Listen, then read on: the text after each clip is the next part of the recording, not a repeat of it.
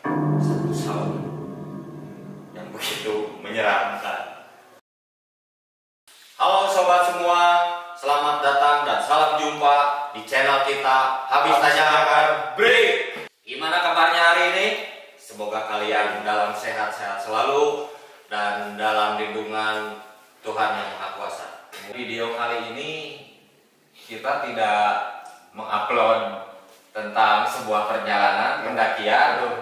Kita akan membahas suatu kejadian, mungkin ya Bung Reki. Kita membahas sebuah kejadian yang bisa diceritakan mistis ataupun horor. Yang janggal ataupun yang mistis ini terjadi di salah satu gunung di Jawa Barat, yaitu di Gunung Guntur. Awal ceritanya seperti ini. Kita berangkat 15 orang. Sebelum melakukan pendakian, setelah semua siap untuk melakukan pendakian, kita ini di base camp di satu parkiran. Teman-teman yang 15 orang ini, yang 9 orang ini berangkat duluan, dan kita pun mengikuti dari belakang. Tidak jauh lah, mungkin ada jarak 10 meter sampai 15 meter. Dari sana kita lanjutlah dari parkiran itu. Dari parkiran itu menuju jalur untuk pendakian itu paling ada 25 meter atau nyampe 30 meteran.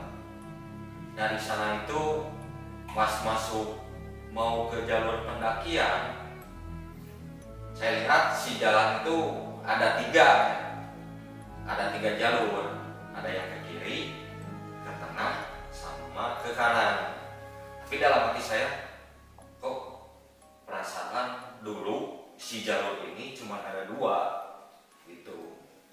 Terus kebetulan saya tanya waktu itu, karena saya lewat jalur situ baru sekali kan. Kondisi kita masih dalam kondisi yang tadi, masih sambil ngobrol-ngobrol teman yang pulang itu. Saya tanya sama Mang Udin, Mang ini lewat mana jalannya? Karena saya ragu gitu, baru sekali di sana dan waktu itu malam. Sementara ini yang kedua kali sore hari. Jadinya saya tanya lagi untuk memastikan jalur ke base camp yang atas itu lewat mana. Tanyalah saya, Bang lewat mana? Si Amang ini langsung nunjukin, itu situ aja lurus katanya. Sambil ngobrol-ngobrol masalah yang sebelumnya gitu. Oh ya udah, saya kira memang lurus situ kan. Akhirnya kita lurus aja terus. Dan kalau saya sih ngelihatnya kondisi jalannya masih tetap 2 gitu. Tapi saya itu dalam hati 3 sebenarnya. Saya udah ngomong kok 3, tapi saya itu kan udah beberapa kali ya. Bukan beberapa kali, udah 3 kali kalau nggak salah. Jadi saya tahu si kondisi jalannya itu sepertinya ada 2, tapi kok sekarang ada 3. Tapi aneh juga. Wah ya udahlah. Soalnya ada ciri kalau misalkan ada jalan yang ada airnya dikit, becek sedikit, itu bukan. Jadi makanya saya pilih yang jalur. Udahlah, kita lurus aja, majulah, jalanlah kita semua yang berlima ini. Itu kira-kira kita berjalan itu jam 4:30 sore. Jalanlah kita ke sana menuju jalur pendakian.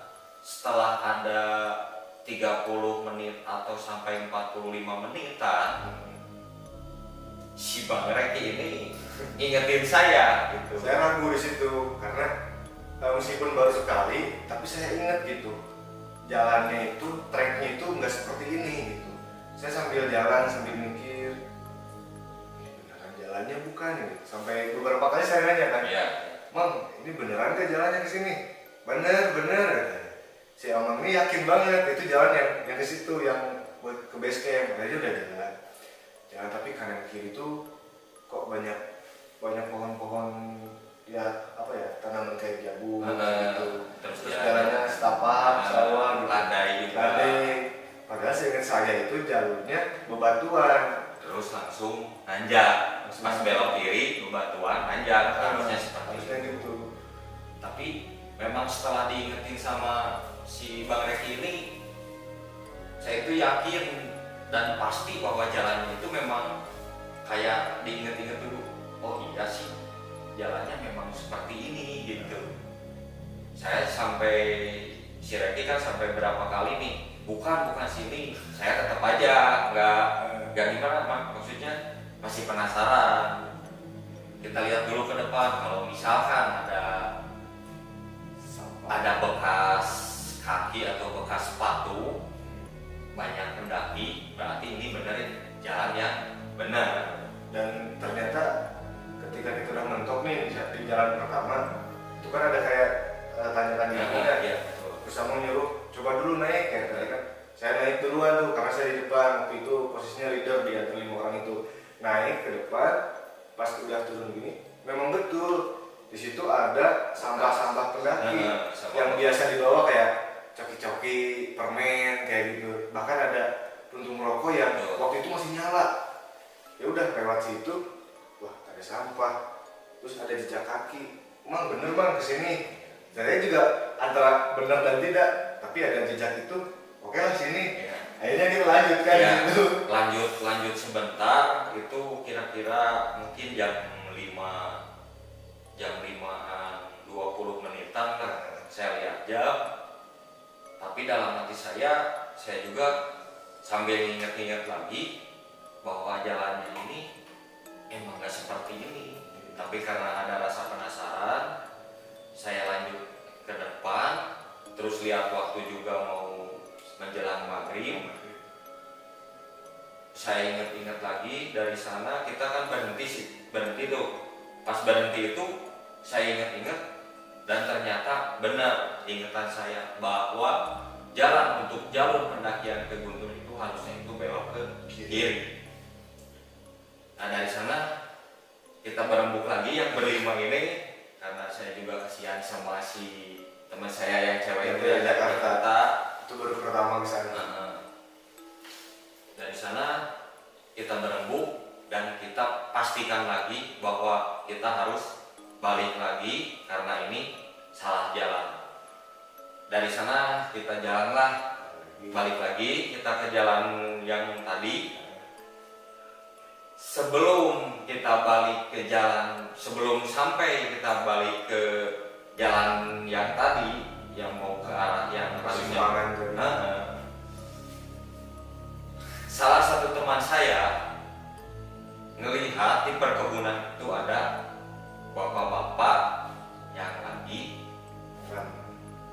nyangkul lah istilahnya. Ya, cocok tanam lah gitu di sawah. Iya, itu sekitar jam 5:30 sore. Nah, si teman saya itu nyamperin lah si bapak-bapak itu sambil nanya, Pak, jalan ke Gunung Guntur kemana? Kata si bapak, oh jalan ke Gunung Guntur itu bukan ke sini deh, tapi yang tadi harusnya setelah parkiran ada portal itu harusnya belok ke kiri. Tapi kalau ada pengen cepat, Ade bisa cari jalan alternatif ya yang kesini lagi jalur yang kita salah tadi, cuman nggak sampai ujung tapi belok ke kiri aja gitu. Nanti bakalan nyampe di base camp atas kata si bapak itu. Cuman anehnya memang pas waktu nanya si bapak itu, kita kan berlima ya. Posisinya kita berlima. Dari berlima orang ini ada perbedaan yang kita alami, padahal kita semua satu tempat. Gua merintih. Jadi saya sama si temen yang pertama nanya tadi, katakan Bang Hafid ini, terus abang ngelihatnya cuma satu orang. Saya sama Bang Hafid ini ngelihat si bapak-bapak itu ada 2 orang di sawahnya itu. Jadi yang satu lagi nyangkul, yang satu di belakangnya. Gak begitu jauh lah jaraknya dari si bapak itu gitu. Dia berdua. Tapi tanya sama yang 3 orang ini, ternyata cuma 1 orang. Kalau misalkan kita salah lihat itu kan jam 5:30 ya. Itu masih terang. Cuaca lagi bagus-bagusnya waktu itu. Setelah itu kita jalanlah dengan arahan si bapak tadi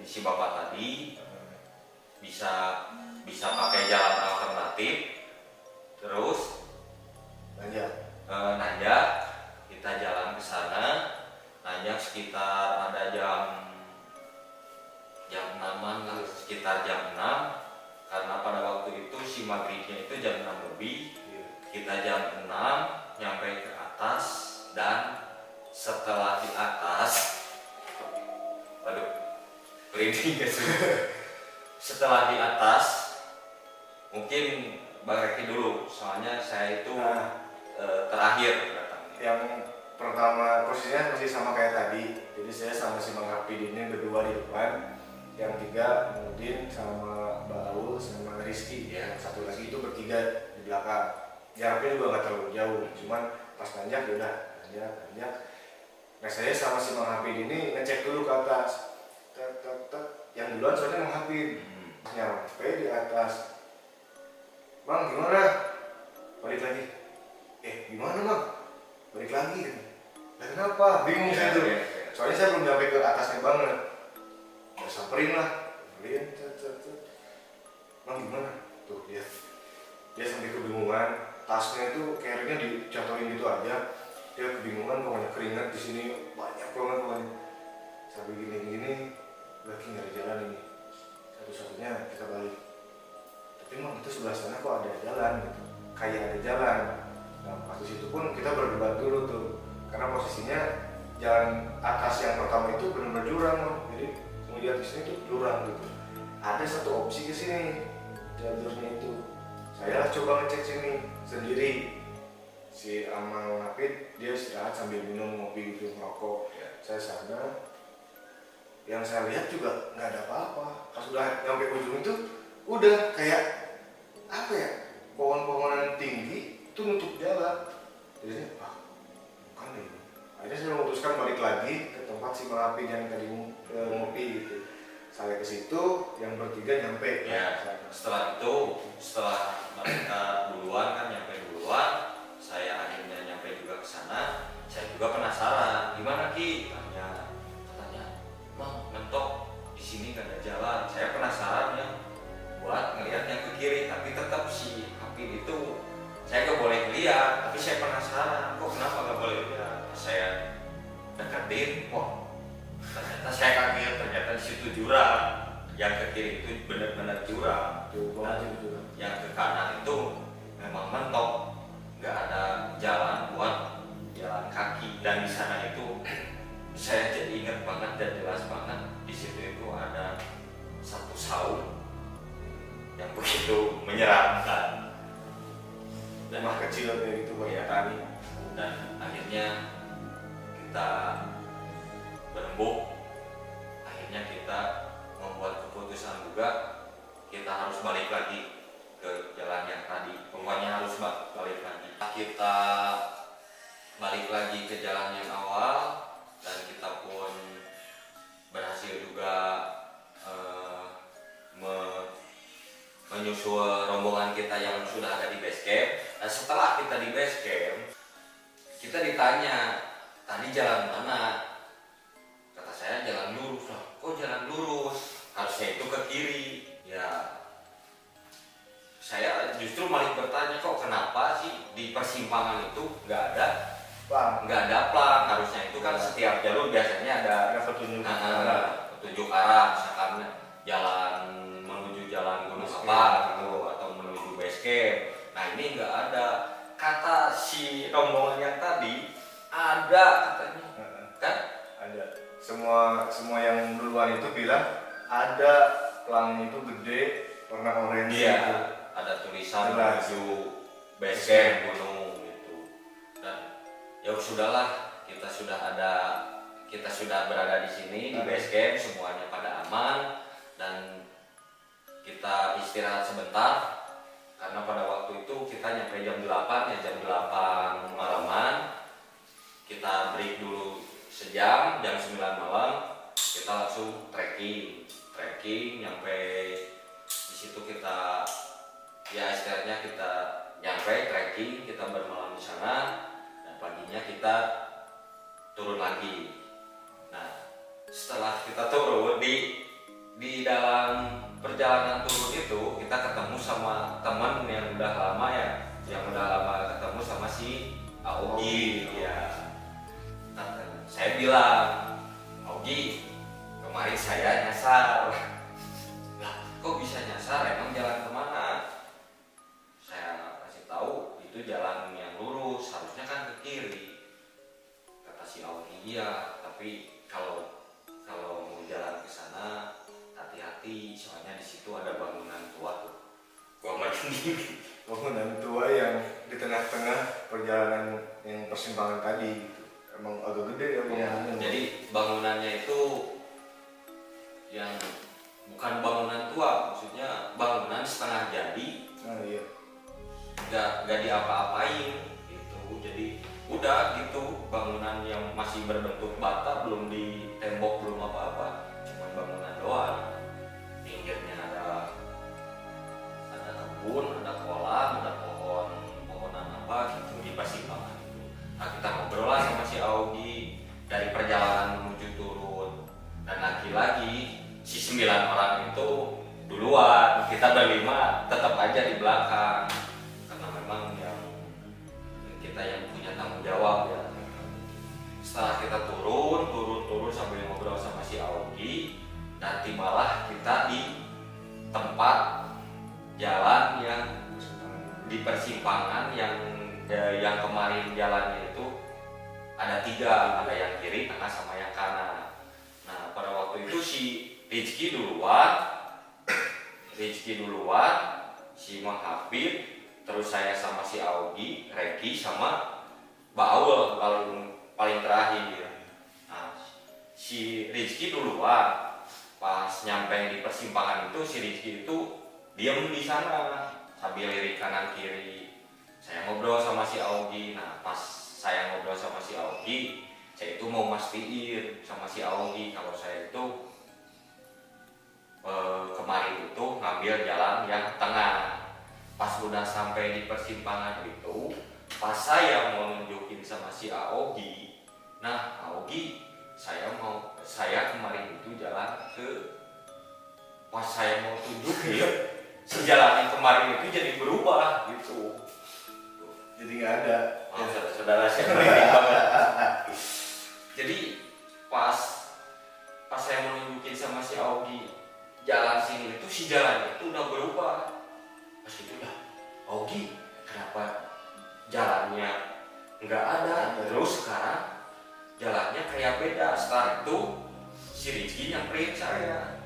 Si Rizky ngomong, "Mah, lah kok jalannya jadi 2? Kan kemarin 3. Saya baru ngeh, oh iya ya Ki. Si Rizky itu sambil lirik kanan kiri, jalan yang ke kanan itu kemana? Katanya gitu. Iya. Soalnya saya juga lihat si jalan yang kemarin saya lewati itu memang nggak ada. Jadi si jalannya itu memang beda gitu. Setelah itu saya nggak percaya, si Augie sambil ngomong, sambil bisik-bisik. Kata si Augie sambil ngomong gini, kata saya juga hati-hati sama bangunan itu, kata si Augie gitu. Sambil saya nggak percaya, saya terus di sana sama si Rizky. Saya pengen mastiin bahwa jalan yang satunya lagi itu kemana. Ternyata yang satunya lagi itu bukan jalan, ternyata itu kebun. Ya, kebun biasa kayak pohon bambu kayak gitu. Dan pas awal mah si pohon bambu itu nggak ada, cuman yang adanya itu pohon-pohon kayak jagung, tanaman-tanaman kecil. Iya gitu. Dan setelah itu, setelah saya sama si Ricky sama si Augie datang ke si Ricky sambil lihat-lihat yang kemarin dikatai sama anak-anak bahwa ada petunjuk itu. Pas dilihat itu, si petunjuk itu memang benar-benar ada. Di situ emang jelas itu si petunjuk arahnya. Kan pas berangkat itu yang nggak ngelihat itu semuanya nih sama kompak 5 orang ini nggak ngelihat bahwa di situ ada plat. Ya. Tapi pas pulang kita semua ngelihat bahwa di situ ada plat gede jelas, warna orange. Nah, jadi ya 4:30 itu kan sebenarnya harusnya kelihatan. Iya, karena masih sore terus masih cahaya jelas. Tapi anehnya kita semua berlima ini memang gak ada satu orang pun ya lihat bahwa plan itu ada. Nah, Nah setelah itu kita jadi ngobrol-ngobrol di sana, saya sambil nunggu si Mbak Aul terakhir teman saya yang dari Jakarta itu. Nah setelah si Mbak Aul datang nyamperin, dia ngomong sama saya, dia juga sambil bisik katanya, "Ma, itu bangunan kapan dibangunnya?" Saya jadi aneh soalnya, kenapa? Emang Mbak kemarin nggak lihat? Enggak, katanya kemarin nggak ada bangunan, nggak ada apa gitu. Padahal saya lihat kemarin emang ada bangunan. Iya. Jadi si Mbak Aul itu memang nggak lihat bangunan, nggak lihat apa-apa. Makanya dia juga aneh gitu. Tapi ya syukurnya kita masih diselamatin, kita juga dalam keadaan selamat semua. Akhirnya kita juga di situ juga berdebat semua berlima, kita kok gini, ada yang lihat, ada yang enggak. Terus kemarin masalah apa, teman yang punya musibah gitu ya, mungkin ini juga kesalahan dari kita juga. Betul.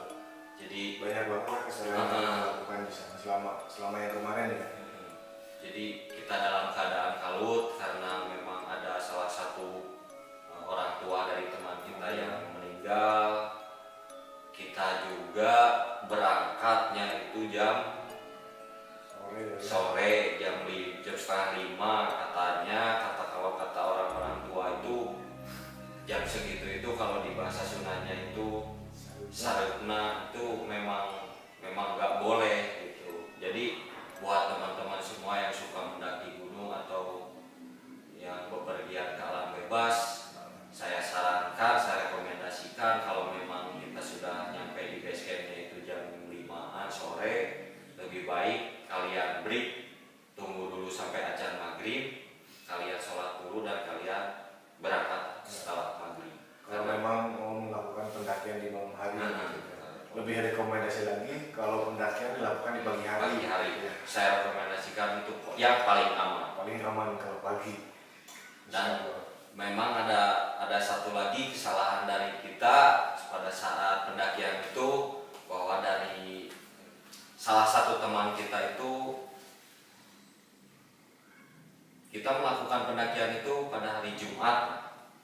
Dan teman kita ini hari Senin itu mau melakukan pernikahan. Nah kata orang tua juga zaman dulu bahwa ada yang namanya kalau si calon pengantin itu harus dipingit 2 minggu atau 2 bulan sebelum pernikahan. Karena memang ya percaya nggak percaya juga sih. Pingit gitu. Jadi kayak nggak boleh kemana-mana. Iya, nggak boleh kemana-mana. Percaya itu takutnya misalnya kecelakaan atau ada hal-hal yang tidak diinginkan sebelum melakukan prosesi pernikahan itu. Gitu. Katanya sih kalau si calon pengantin itu katanya wangi tercium sama dunia seperti itulah. Ya mungkin cerita horor atau cerita mistis yang kita alami ber-15 cukup menjadi pelajaran buat kita, supaya kita lebih berhati-hati lagi. Jangan lupa berdoa, tetap ikuti semua aturan apa yang disarankan dari base camp. Nah, pokoknya saya sarankan lah, jangan lupa untuk berdoa. Itu ya, cukup sekian video kita tentang cerita mistis dan kejanggalan yang kita alami. Sampai jumpa di video-video berikutnya, baik video pendakian ataupun video-video lainnya. Sampai jumpa dan tetap stay tune di Habis Tanyakan Break.